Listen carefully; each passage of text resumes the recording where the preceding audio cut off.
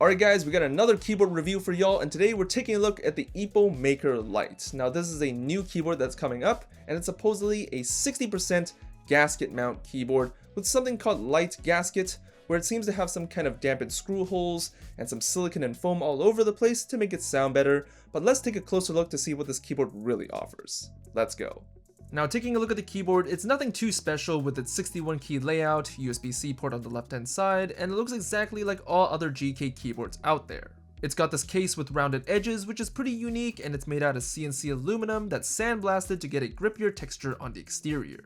On the bottom we have some rubber feet and some short kickstand feet with rubber tips to give you that elevated typing angle of around 5 degrees. And we also have this metal badge that tells us it's a GK61S Lite, GK meaning it uses mechanical switches, with 61 keys, S meaning it's wireless and it's the Lite model.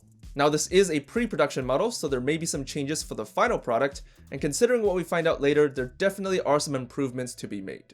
So with the EpoMaker Lite, it's just like every other GK, SK, and AK keyboard out there.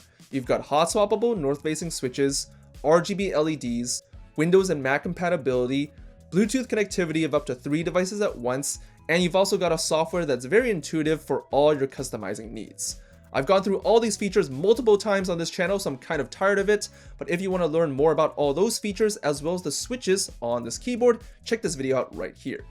Now moving back to the top, the keycaps on here are made out of dye sublimation PBT and have a slightly taller profile than Cherry, and I assume it's for better clearance on north-facing switches. But this look is just one of the configurations that you can get, and it seems like there are a couple other versions like a plastic case with different keycaps and even an acrylic case, which is pretty interesting. Another interesting thing is that the spacebar is not the same size as all the other keycaps on the bottom row, which I find really bizarre, but that's just something I wanted to point out. Anyways, moving down, the switches that we have on here are the chocolate rose switches. These switches are tactile switches with no pre-travel and are like a heavier version of a Holy Panda, but I would not recommend getting these unless you're really heavy-handed because they feel like box navies and these switches will really tire your hands out. So when you buy this keyboard, it seems like you're going to be able to have 3 different switch options. Gateron mechanical switches, Gateron optical switches, and chocolate switches from EpoMaker. Now to be clear, this does not mean that you can interchange optical switches and mechanical switches because you just can't do that. More information in this video right here. It just means that there are 2 different PCBs, a regular mechanical switch version and the optical switch version. As usual, I always recommend going for the regular mechanical switch route because it's just a lot more flexible in the long run. Say you don't like the switches on your keyboard now and you want to try out some tangerines. Perfect. Take out the old switches, put the new switches in, and you're good to go. Now with an optical switch keyboard, you can't do that because you are hard stuck with a small selection of Gateron optical switches. So if you want your keyboard to be a lot more future-proof, choose the regular mechanical switch route instead. We also have plate mount stabilizers that are improperly factory lubed as expected on a very familiar aluminum plate that's found on almost every GK keyboard ever. Now let's listen to the stock stabilizers of this keyboard, the rose switches as well as the red switches to see the difference between tactile and linear switches on this keyboard.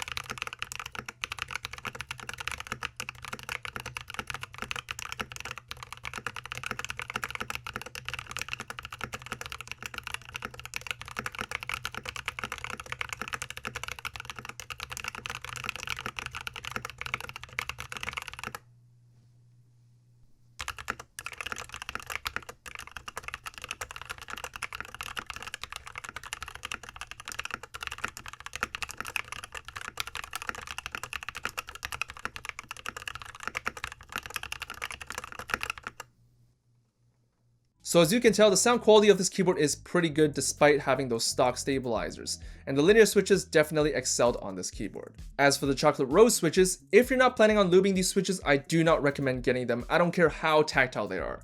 They're super heavy to type on. I had tons of mistypes on it, and the stock spring is so creaky it's atrocious to listen to, and it's by far the worst sounding switch I've ever heard in my entire life.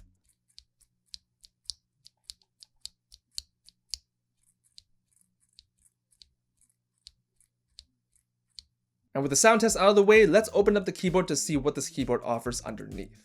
The disassembly process is pretty much the same as any tray mount keyboard, so it's pretty simple. Underneath the PCB, we have our 4000 mAh battery with some airy foam to reduce hollowness. And in between the plates and the PCB is the silicone layer to dampen the sound even more. Unfortunately, it was impossible for me to split the PCB and plates away from each other to get to that silicone core. It's got these stupid nuts and bolts that hold the plates and PCB in place, and even though some of them came out loosely, some of them just ended up spinning continuously, so I couldn't actually further disassemble the keyboard any further, and this is a huge issue. The issue is that the stabilizers are within that silicone layer, so without being able to take out the silicone layer, you can't actually lube your stabilizers. So unless you're getting a super clean pre-lube application from the factory, you're definitely not getting any clean spacebar sounds out of this keyboard, that's for sure. Another thing I noticed is that there's not a lick of gasket mounting anywhere on this keyboard, and the closest thing there is to any kind of gasket mounting are the dampening O-rings on half of the screws on the plates. But other than that, this keyboard is just a classic tray mount keyboard with some foam and some silicone, and it's also a keyboard that doesn't let you lube your stabilizers. I can squeeze this keyboard all day and it's not going to flex whatsoever because it is not a gasket mount keyboard.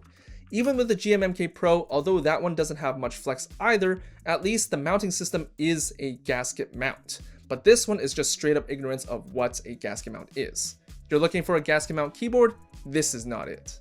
At this point, I fully believe that getting a regular GK61S and buying foam separately is a way better deal than buying the EpoMaker Lite. It's going to be cheaper, and you're going to be able to lube the stabilizers too. You guys can definitely tell that not being able to lube the stabilizers is really affecting my opinions here. Which leads me to pricing. At the time of filming, there's no news of how much this keyboard is going to cost. But considering a regular GK61S costs around $55 and a metal case costs around $80, this keyboard shouldn't cost any more than $130. And regardless of the price, some people are going to be buying this keyboard because objectively, this is still a pretty good keyboard.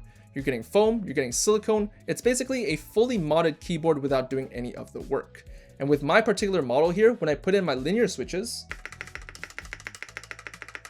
the spacebar does sound pretty good, so if you're not sensitive about that kind of stuff, this is a great buy. But from an enthusiast point of view, where you're okay with lubing your stabilizers, lubing your switches, and buying your own foam to put into this keyboard, this is obviously not a great keyboard at all for the price that you're paying for. But I also believe this keyboard is not geared toward enthusiasts whatsoever because this is like a slap to the face calling this a gasket mount keyboard. But overall, the EpoMaker Lite is a very interesting keyboard. It gives us a different take of how to build a 60% tray mount keyboard to make it sound better. While I don't agree in calling this a gasket mount keyboard, the addition of foam and silicone do objectively make this keyboard sound great. And considering it's still stock and sounds great, that's good enough for me. It's also a really great eye-opener for those who aren't a part of the keyboard space, to realize and hear what a fully modded keyboard can sound like, and why people spend so much time and money to make a keyboard sound great. And this keyboard is also really versatile thanks to all the features that it comes with. Not to mention the function key on the right hand corner with the arrow keys being right beside it, and you guys know that's my favorite way to implement arrow keys in a 60% keyboard. And regardless of all the criticisms that I've had about this keyboard so far, this is by far the best entry-level mechanical keyboard into the custom scene, because this is a pre-built keyboard that is practically fully modded with foam, with silicone, and with lube switches if you decide to go for the chocolate switch route. But that's been it. Hopefully you guys learned about a new keyboard today, and let me know your thoughts about it in the comments down below. And if you guys want to learn even more, check out the sponsor of our video, Skillshare. Skillshare is an online learning community with thousands of inspiring classes by creators for just about anybody. With all these videos, you can explore new skills, rekindle former passions, and just learn some new stuff every day. And since we love talking about keyboards, learn how to triple your words per minute with Ali's video because typing fast and efficiently is an awesome skill set. If you like video editing and want to get better at it, well, Jordy's video series is definitely going to help you improve. And if you like storytelling and want to get better at making engaging content, well, Thomas is here to help you out. And since Skillshare is curated for learning, there are no ads and dozens of new classes are being launched constantly, so the knowledge train never ends and nobody can stop you from learning new things every day. And the first 1,000 people to click the link down below will get a 1-month free trial of Skillshare Premium. Thanks for watching, thanks for the support, and I'll see you guys later. Peace.